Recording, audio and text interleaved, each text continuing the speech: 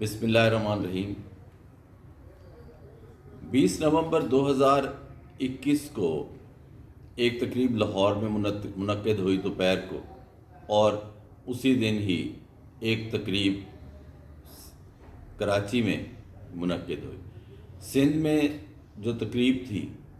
اس میں supreme court bar کے صدر نے خطاب کیا،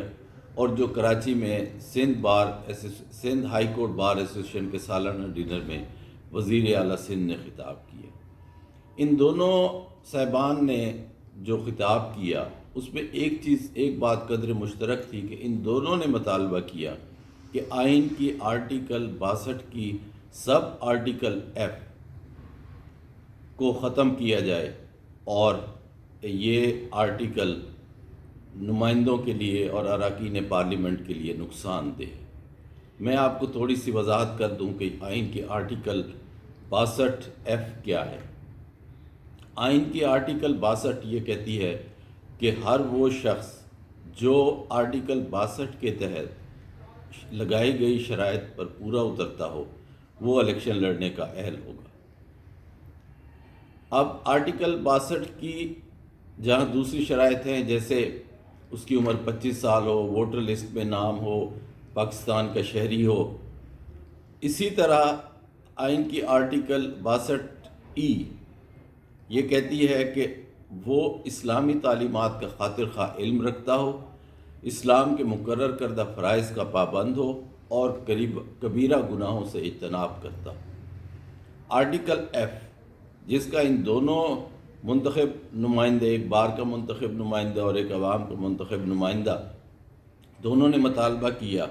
کہ آرٹیکل ایف کو ختم کیا جائے۔ آرٹیکل ایف کہتی ہے کہ وہ دانش مند ہو، سچا دیانت دار ہو، بد کردار نہ ہو، ایماندار اور امین ہو۔ یہ آرٹیکل ایف کہتی ہے۔ اب آرٹیکل ایف جو کہ عرف عام میں ہم اس کو صادق اور امین کہتے ہیں، یہ امیدوار کے لیے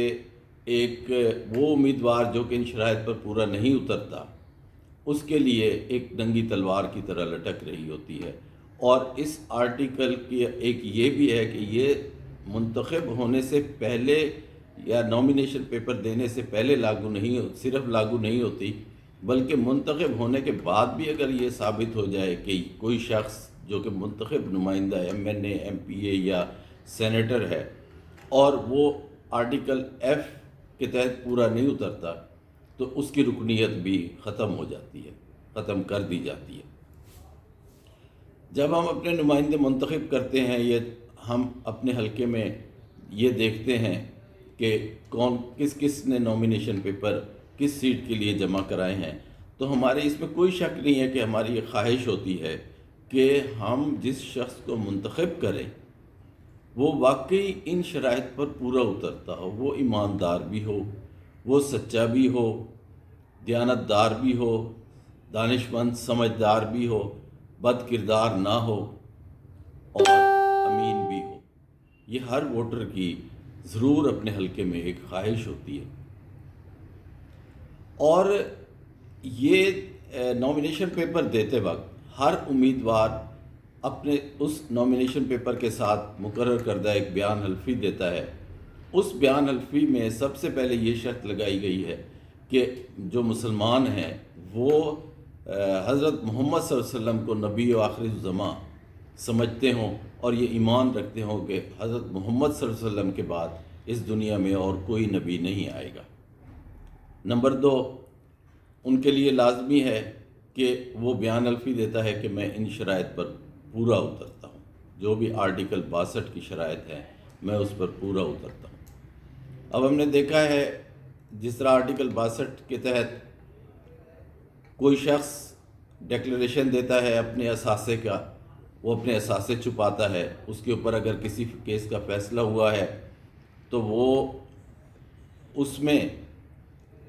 دیتا ہے کہ میری اثاثے بالکل صحیح ہیں، اس میں وہ دیتا ہے کہ میں ڈیول نیشنلٹی ہولڈر نہیں ہوں، میں صرف پاکستان کا شہری ہوں، میری باہر کسی اور ملک کی کوئی شہریت نہیں ہے۔